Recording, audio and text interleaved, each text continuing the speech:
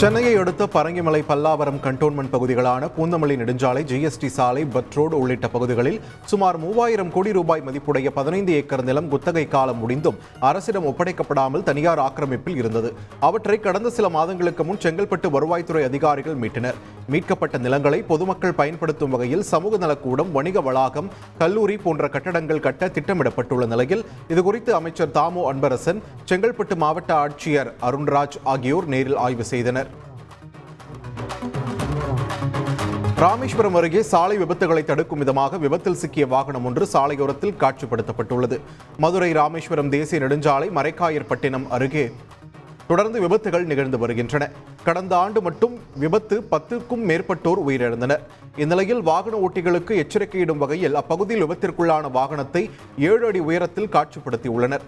இது வாகன ஓட்டிகளின் கவனத்தை ஈர்த்துள்ளது. தந்தி டிவி செய்தி எதிரொலியாக ராமநாதபுரம் மாவட்டம் பரமக்குடியில் நடைபெற்ற ஜமாபந்தி நிகழ்வில் அனைத்து துறை அதிகாரிகளும் கலந்து கொண்டனர். கடந்த ஜூன் 11ஆம் தேதி நடைபெற்ற நிகழ்வில் பல்வேறு துறை அதிகாரிகள் பங்கேற்காதது குறித்து தந்தி டிவியில் செய்தி ஒளிபரப்பானது. இதனையடுத்து நேற்று நடைபெற்ற ஜமாபந்தியில் அனைத்து துறை அதிகாரிகளும் கலந்து கொண்டு மக்களின் மனுக்களுக்கு தீர்வு கண்டனர். காரைக்காலில் படுகொலை செய்யப்பட்ட 13 வயது சிறுவனின் குடும்பத்திற்கு 5 லட்சம் ரூபாய் நிதியுதவி வழங்க முதலமைச்சர் ரங்கசாமி உத்தரவிட்டார். திருப்பட்டினத்தில் கடந்த 27ஆம் தேதி 13 வயது சிறுவன் கொலை செய்யப்பட்டது பெரும் பரபரப்பை ஏற்படுத்தியது. தனது தங்கையிடம் தவறாக நடக்க முயன்ற 17 வயது சிறுவனை தட்டி கேட்டபோது சிறுவன் கொலை செய்யப்பட்டதாக கூறப்படுகிறது. இதனையடுத்து போக்சோ வழக்கில் 17 வயது சிறுவன் கைது செய்யப்பட்ட நிலையில் கொல்லப்பட்ட சிறுவனின் பெற்றோரை நேரில் அழைத்து முதலமைச்சர் ரங்கசாமி ஆறுதல் தெரிவித்தார். நீலகிரி மாவட்டத்தில் ஸ்ட்ராபெரி பழ சீசன் தொடங்கி உள்ளதால் தினமும் 10 டன் அளவிற்கு அறுவடை செய்து விற்பனை செய்யும் பணி நடந்து வருகிறது.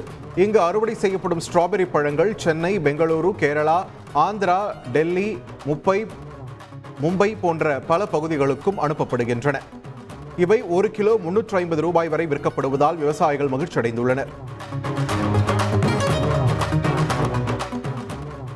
செங்கல்பட்டு மாவட்டம் மாமல்லபுரம் அருகே உள்ள வளவந்தாங்கல் கிராமத்தில் கல்பாக்கம் அணுமின் நிலையத்தின் சார்பில் 27 லட்சம் ரூபாய் மதிப்பீட்டில் அங்கன்வாடி மையம் அமைப்பதற்கான பூமி பூஜை நடைபெற்றது. 40 ஆண்டுகளாக அங்கன்வாடி மையத்திற்கு சொந்த கட்டடம் இல்லாமல் இருந்த நிலையில் தற்போது சொந்த கட்டடம் அமையவிருப்பதால் கிராம மக்கள் இனிப்புகள் வழங்கி தங்கள் மகிழ்ச்சியை வெளிப்படுத்தினர். சென்னையில் இருசக்கர வாகனத்தை மர்ம நபர் திருடிச் செல்லும் சிசிடிவி காட்சி வெளியாகி பரபரப்பை ஏற்படுத்தியுள்ளது.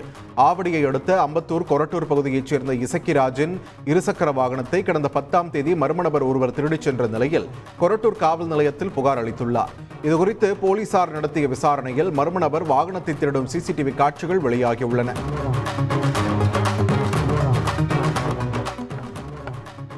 நாற்றம்பள்ளி அருகே 2 மாத காலமாக மின்கம்பங்கள் மிகவும் சேதமடைந்திருப்பதாக அப்பகுதி மக்கள் அச்சம் தெரிவித்துள்ளனர். திருப்பத்தூர் மாவட்டம் நாற்றம்பள்ளியில் 5க்கும் மேற்பட்ட மின்கம்பங்கள் சிமெண்ட் பூச்சுகள் உதிர்ந்து மிகவும் மோசமான நிலையில் இருப்பதால் உடனடியாக துறை சார்ந்த உயரதிகாரிகள் பெரும் விபத்து ஏற்படுவதற்கு முன்பு இதுகுறித்து துரித நடவடிக்கை எடுக்க வேண்டும் என்று அப்பகுதி மக்கள் கோரிக்கை விடுத்துள்ளனர். சேலம் அருகே நிகழ்ந்த சாலை விபத்தில் தனியார் பேருந்து ஓட்டுநர் கைது செய்யப்பட்டுள்ளார். வீராணம் அடுத்துள்ள சுக்கம்பட்டி பகுதியில் தனியார் பேருந்து முன்னே சென்ற 2 இருசக்கர வாகனங்கள் மற்றும் லாரி மீது மோதியதில் 2 குழந்தைகள் உட்பட 5 பேர் உயிரிழந்த நிலையில் பேருந்தில் பயணம் செய்த 10க்கும் மேற்பட்டோர் படுகாயமடைந்தனர். விபத்தை ஏற்படுத்திவிட்டு தலைமறைவாக இருந்த ஓட்டுநரை வீராணம் காவல் நிலைய போலீசார் கைது செய்துள்ளனர். நாகை மாவட்டம் வேதாரண்யம் அருகே கடலில் தத்தளித்த 2 இலங்கை மீனவர்கள் பத்திரமாக மீட்கப்பட்டனர். யாழ்ப்பாணம் மாவட்டம் அனல தீவு பகுதியைச் சேர்ந்த விஜயகுமார், மைக்கேல் பெர்னாண்டோ ஆகியோர் கடந்த 10ஆம் தேதி இரவு கடலில் மீன்பிடித்துக் கொண்டிருக்கும் போது பைபர் படகு பழுதானதால் உணவு குடிநீர் இன்று 2 நாட்களாக தத்தளித்தனர். அந்த வழியாக வந்த ஆறுகாட்டுத்துறை மீனவர்கள் இருவரையும் மீட்டு கடலோர காவல் குழும போலீசாரிடம் ஒப்படைத்தனர்.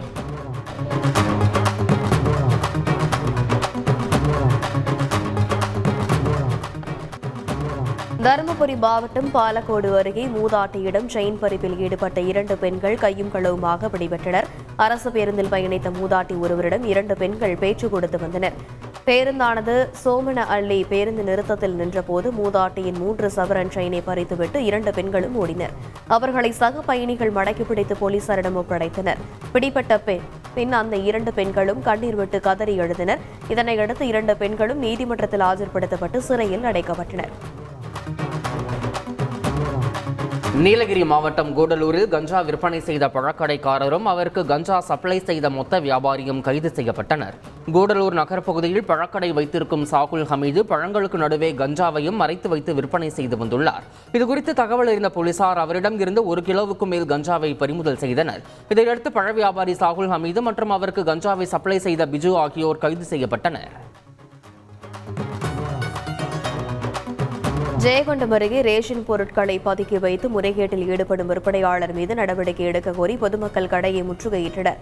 தாப்பழூர் ஒன்றியம் அன்னக்காரன்பேட்டை ரேஷன் கடையில் ரேஷன் பொருட்களை பொதுமக்கள் சரிவர விநியோகிக்காமல் பதுக்கி விற்பனை செய்யப்படுவதாக கூறப்படுகிறது. இதனால் ரேஷன் கடை முன்பு திரண்ட பொதுமக்கள் கடையை முற்றுகையிட்டு வாக்குவாதத்தில் ஈடுபட்டதால் பரபரப்பு ஏற்பட்டது. நீலகிரி மாவட்டம் கோத்தகிரி அருகே குடியிருப்பு பகுதிக்குள் புகுந்த சிறுத்தையால் பரபரப்பு ஏற்பட்டுள்ளது. நள்ளிரவு நேரத்தில் புகுந்த இந்த சிறுத்தையானது வளர்ப்பு நாய் ஒன்றில் கவ்விச் சென்றது. இதை சிசிடிவியில் பதிவான நிலையில் வனத்துறையினர் உரிய நடவடிக்கை எடுக்க வேண்டும் என அப்பகுதி மக்கள் கோரிக்கை வைத்துள்ளனர்.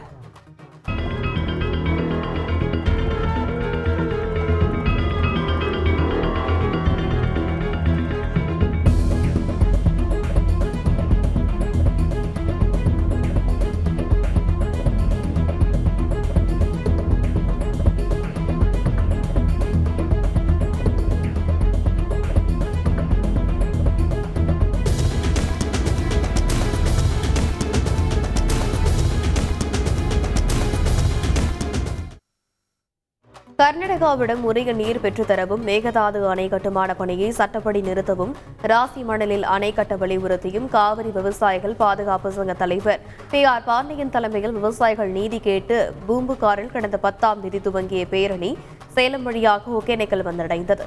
அப்போது விவசாயிகள் நீதி கேட்டு முழக்கங்கள் எழுப்பினர். இந்த பேரணி மேட்டூர் அணையில் நிறைவு பெற்றுள்ளது குறிப்பிடத்தக்கது.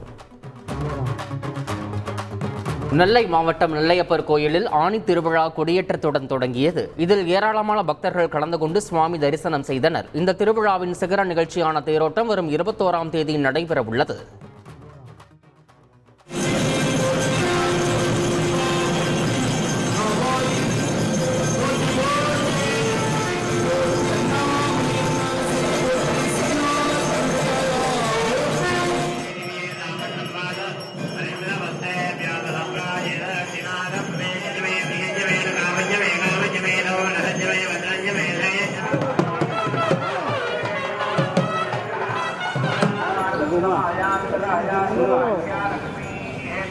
Why is man there?